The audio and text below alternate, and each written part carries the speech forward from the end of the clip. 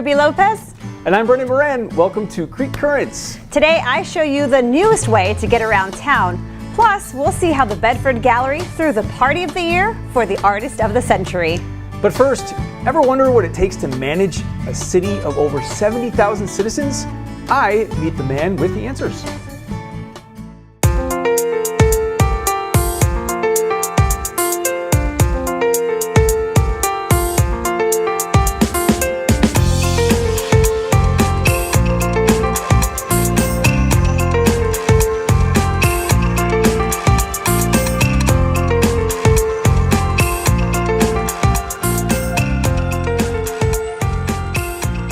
Hey, I'm Brendan Moran with Creek Currents, and today I'm going to be speaking with Walnut Creek City Manager Dan Buckshi, who has been on the job for a year now, and he's going to give us an inside scoop of what's going on with the city and just tell us what's ahead.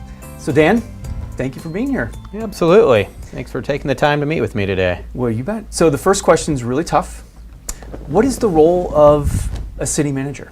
Well, it is a good question because a lot of folks don't really know what a city manager does. They know what a mayor does and city council and whatnot, but city manager, from my perspective, really has three primary roles. The first is to provide advice and interpret and implement the goals and policies of the city council, meaning the city council, they are the final decision makers when it comes to policy and the overall budget, and it's my job to carry out their final decisions and execute their plans and priorities. The council is elected to carry out the will of the people, and it's my responsibility and overall all of staff's responsibility to carry out the will of the council. So that's really the first role. The second role is to oversee the operations and finances of the city. We have about 400 employees, about a $100 million general fund, and we have 7 different departments. We provide an array of services: parks and recreation, arts programs, obviously police, a lot of infrastructure with our public works and roads and sewers and whatnot. So I work with our executive team and all employees to carry that mission out. And then third is to serve as the emergency services director for the city. So in the event of a large-scale man-made or natural disaster, I help lead up that response, working obviously with our public safety folks and also with our community and volunteers and other not-for-profits to help coordinate a recovery effort. A man with many hats. That's the economy obviously is a topic that a lot of people are concerned about. They think about a lot, especially in Walnut Creek. Can you tell us how the city's doing? The city's doing really well. There's a lot of activity. If you just take a short walk downtown, you'll see a lot of building going on. I think we had roughly 180 development projects this past year, which is quite a few. You know, since the downturn from the recession, since about 2012, we've been on an upswing, and that is continuing. In addition, there's a lot of focus on the economy overall. We're updating our economic strategic plan, which hadn't been done since about 2004. We're hoping to have that completed by the end of the calendar year. And then there's also been a really big focus to help expedite and make development easier, particularly for the smaller developers or individuals who have a hard time navigating the bureaucracy, if you will. We have what's called the Blueprint for Success, and we've had some nice successes so far, and it's a continued effort to make that process even smoother. Talk to me a little bit about the city's core services and kind of what's happening with those. Yeah. Big focus on the council's priorities right now, which are housing, homeless, economic development, which I hit on, and infrastructure. And on the infrastructure front, we are investing a lot in our roads. Some of you may be aware, with the gas tax that took effect last November, otherwise known as SB 1, Walnut Creek has now doubled the amount of money it can spend on roads maintenance, and we're seeing many roads. Oak Grove was repaved, a section that hadn't been done in almost 20 years. So we're really able to get to some of those projects we haven't been able to do.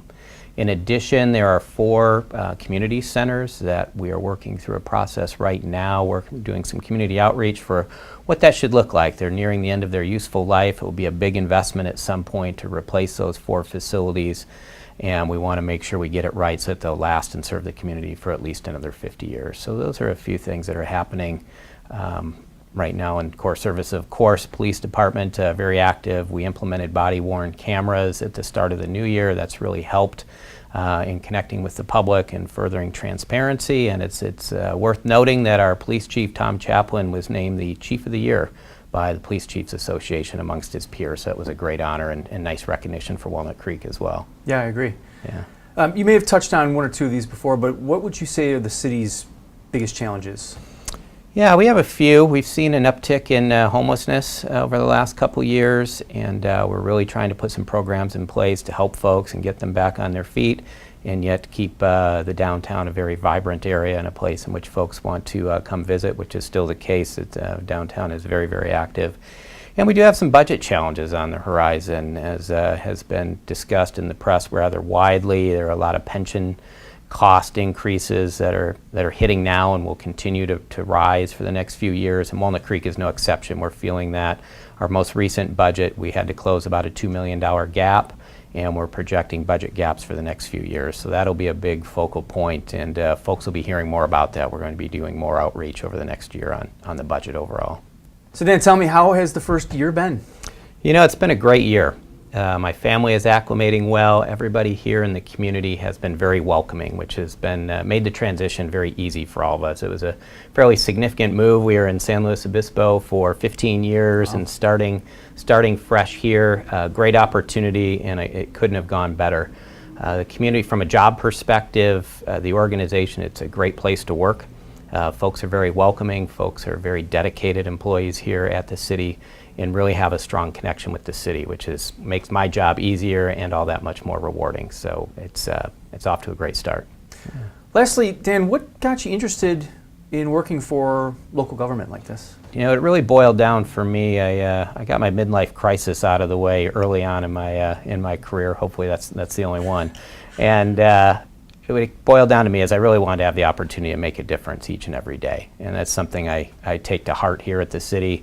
It's our jobs as public servants to serve the community, and that's what I try to do, and try to help folks, whether it's one-on-one in a specific action, or if it's more at a policy level, trying to help a broader group of folks. I would encourage anyone who's interested in public service to take a look at the city's website. We have job openings all the time. We're always looking for great folks who want to come in and make a difference. Great. Thank you, Dan. Let's get back to work. All right. Thank you. If you're interested in keeping up with the city manager, you can always head on over to the city's website and sign up for his monthly newsletter. And if you're interested in keeping up with the art scene in Walnut Creek, then you should check out what the Bedford Gallery has going on.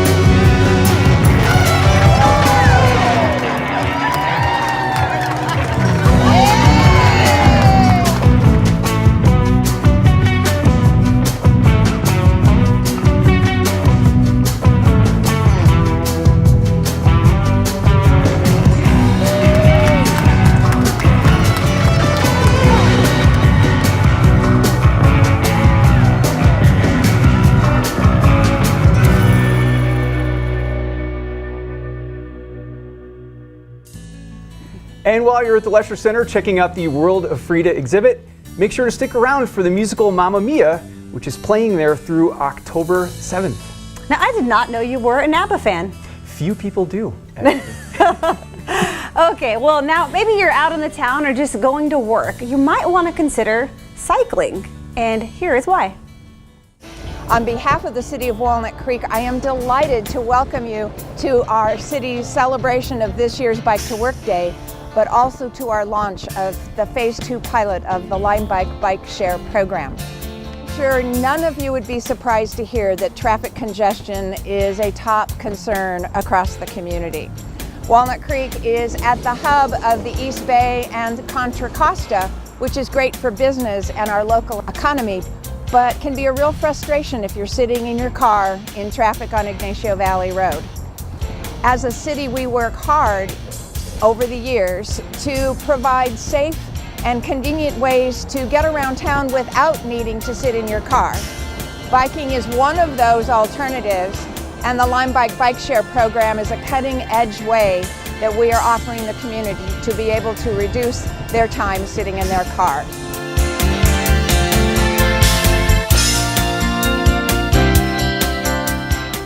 It's the annual Bike to Work Day, and today we're here with Ozzy Arce, Associate Planner with the city. Now, Ozzy, tell us, what is Bike to Work Day?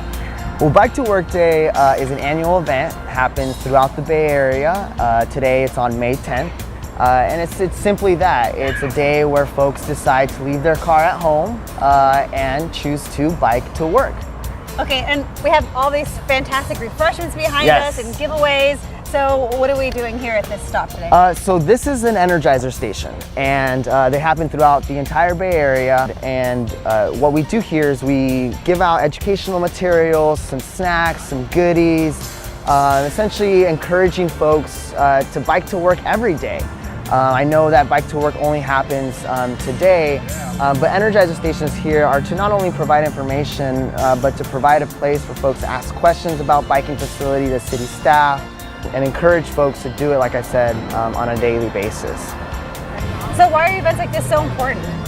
Well, events like this are important because from a city standpoint, we can promote biking as a viable form of transportation for folks to get around, not just to work, but to their everyday errands and activities. Events like this promote biking, right? And if it's not biking, it could be walking or an alternative mode of transportation, but really the goal being to reduce our carbon emission, to reduce our dependency on the auto. And really, again, from the city, we want to meet our climate action goals, right? We want to reduce our vehicles miles traveled. We want to encourage folks to use an alternative mode to live a higher quality of life. Okay, so maybe they don't cycle, but there's other ways in which they can still help out, taking public transit and such. Definitely taking public transit, walking around. We have a very walkable downtown, bikeable downtown. We're lucky enough to have the Iron Horse Trail. We have BART within walking distance of our downtown. So there's a lot of great facilities. We're fortunate enough to have great weather here. So there's a lot of reasons to not only bike to work on this day, but bike every day in general. Okay, Ozzy, you gotta do it. Gotta put you on the spot. It's Bike to Work Day. Okay. Did you bike to work today? I did Okay. bike to work. Typically, truthfully, I take BART, and I'm fortunate enough to be able to walk, like I said. But today I did jump on my bike. I have it right here today, and hopefully I can go for a lunchtime ride as well. Well, we found Avita here. You're taking advantage of the Energizer station on Bike to Work Day. So what do you think about it all? I love it. I love the way that the community brings it all together and kind of encourages biking. It's a great way to get around, especially in a city as busy as this, and you don't have to find parking, which is really nice. We've got Albert Lynn with us now, and you are with Lime, a bike sharing company, and today is a citywide launch. Yeah. Right? So Lime is transitioning to a micromobility sharing company. Okay. We currently in our fleet have scooters, electric bikes, and pedal bikes here. Okay. And yeah, today's a citywide launch. We were originally in the Shadelands Business District, and now we're expanding to the downtown, and we're super excited. So fantastic. We want to encourage people to get on their bike. Right. So how can people take advantage of these great bikes? How does it work? So anyone with a smartphone, they can go on the App Store and download Lime Bike. And once they have the app open, they can go up to the bike. We have QR codes on different places of the bike. Simply scan it and it unlocks. So downtown is a little bit more congested than some other areas. So how can people use these responsibly? Yeah, sure. So we educate our users to, don't park in the right-of-way of pedestrians, don't block any businesses, general vicinity. And also what we found really helpful is having users park near bike racks and not actually taking up an actual spot in the bike rack. So it's easy to find on your phone, but how do you guys manage it, considering this is a dockless bike, so they really can be anywhere? How's it all managed? Yeah, sure. So we have in our app, we have our operations team using an app that basically shows us real time where all of our bikes are. Every morning around 5 to 6 a.m. we have a team go out to each of our cities that we operate in, and they're out there patrolling and seeing that, hey, our customer service team got a ticket about, hey, this bike is improperly parked. Our team will go out, retrieve it, and rebalance to other hot spots within the city. Okay. Well, great, Albert. Thank you so much. I appreciate it. Thank you. And I think that I'm going to check this one out now. Is that okay? Yeah, definitely. Thanks, Albert. Have a great one. You too.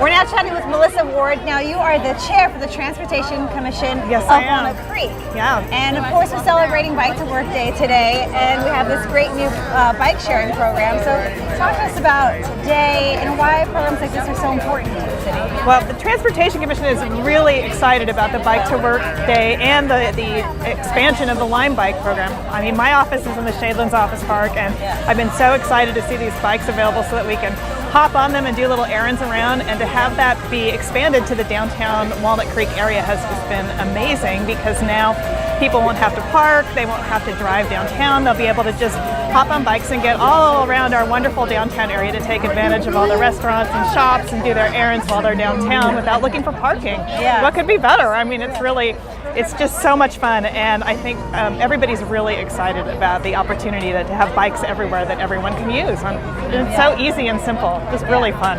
Well, as you mentioned, it's fun, it's simple, it's convenient, but what makes having programs and things like this so important?